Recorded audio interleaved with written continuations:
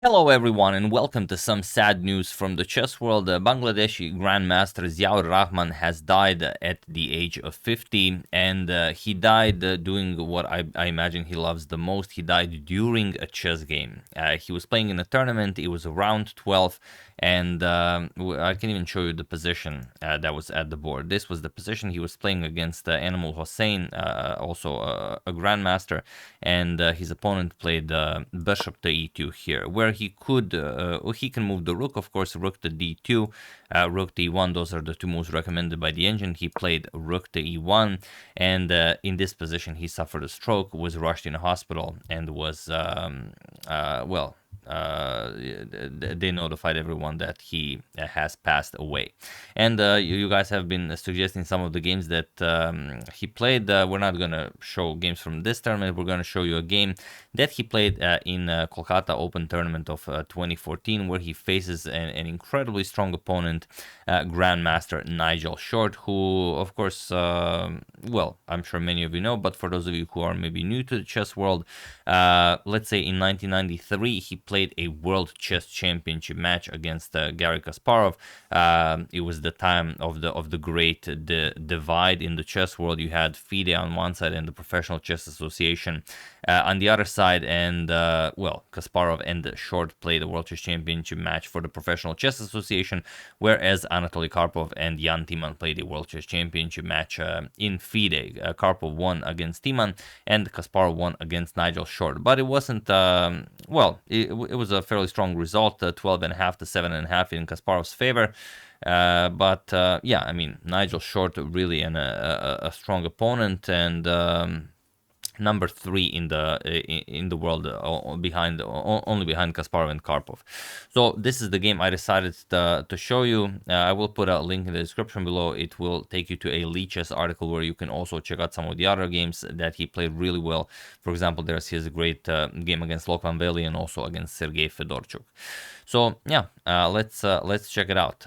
We have Nigel Short wielding the white pieces, and he opens with d4. We have d5 by Ziaur, pawn to c4, we have pawn to e6, and knight to c3. We have bishop to b4, and now pawn to e3. You could, if you play something like knight to f6, we could even transpose into an Indian defense, but here we have pawn to c5. Continuing in this fashion, sorry about that, and now pawn to a3. Tackling the bishop here, we have bishop captures, b captures, and the position has been reached before. Standard moves here are knight to f6, knight to c6, knight to e7. Sorry, that's not a e7, knight to e7, but here we have queen to c7, and we already reach very, very rare territory. We have queen to g4, attacking the g7 pawn, and pawn to f5. The queen from c7 guarding the g7 pawn. Queen to g3 offering a queen trade, and there are a couple of games where queen to e7 and queen to f7 was played, but here we have queen captures on g3, and it is now already as of move 8 that we have a completely new game. H captures on g3, and now knight to f6. So this is the position, fairly even, but we have to prefer white a little bit. He does have the bishop pair, and Nigel does have a semi-open b file for his rook. So pawn to a4, we have knight to c6, and bishop to a3. Nicely developing, putting pressure on the c5 pawn. Knight to e4, going after the c3 pawn, and knight to e2 defending. We have d captures on c4 now, as the bishop is blocked by the knight, and pawn to f3. Kicking away the knight, knight f6, and bishop captures on c5. We have pawn to b6, chasing away the bishop, bishop back to a3, and now bishop to a6, defending the c4 pawn. And here Nigel has a couple of ways to continue the game. He could go for some rook lift, he could go for knight to f4, which is a move you definitely want to play at some point. It will put pressure on the e6 pawn, but he goes for castles queenside first. We have rook to d8, just nicely getting rook to the d file, and rook to e1 now. Again, you could play g4 here, you could play knight to f4. Nigel decides to go for rook to e1, which is also a fine move.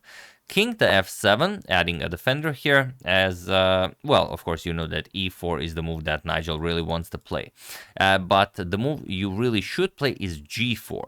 And g4 comes with the idea of sacrificing a pawn, but managing to strike with e4. Knight to g3, let's say, captures, and then you can go e4 and then have a beautiful center here. But after king f7, knight to f4 was played by Nigel first, and now we have pawn to e5, challenging the knight here, knight to h3 and pawn to h6, stopping knight to g5, bishop to e2, and now rook h to e8. Also knight to d5 is a very nice move, just putting pressure on that c3 pawn. And best for Nigel is just to continue with what he planned with, bishop to d1. You can put the bishop on c2, but all in all, you will be defending the a4 pawn, as you know that Ziaur wants to play something like rook to d5, get the rook to a5, and put pressure on that a4 pawn.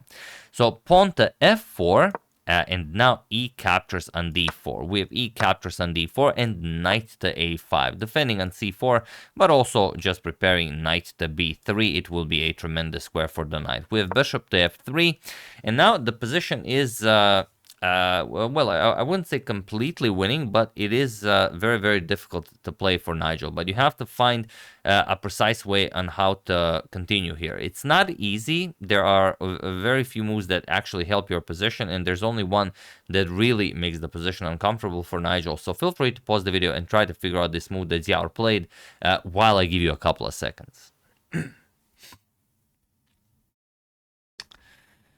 So, for those of you who were able to do it, congratulations on beating a former World Chess Championship challenger, Nigel Short. And for those of you who just want to enjoy the show, it is bishop to b7. This is what Ziaur played, and now there is no easy way to continue the game. Bishop captures on b7 is one way to do it, but in the game it was not played. I could show you, for example, bishop captures, knight captures, and what do you play now? It's very, very, very hard to decide. The rook will go after that a4 pawn. Also, the knight can come to d5 and put pressure on c3. You can't really grab hold of the e file because you will always be kicked away from that d2 square. It's impossible to remain there. Knight f5, knight b3 check, and all of these squares will be taken away from the white king. So you know that you can't just trade and play rook to e1. Black will control the e file. Black will have, for example, a knight here controlling the c3 pawn. Also the a4 pawn will be weak, so there are too many weaknesses here. So for that reason, Nigel played rook to e5. He says, all right, let's stop rook d5, and if you trade on e5, I will further improve my center. But bishop captures on f3, g captures, and now knight back to c6, just forcing the rook away. And now once the rook moves, the rook is coming after the a4 pawn. We have rook captures on f5, even winning a pawn, but going back doesn't really help. You're just going to trade on e1 and then play rook to d5. So rook captures on f5 by Nigel.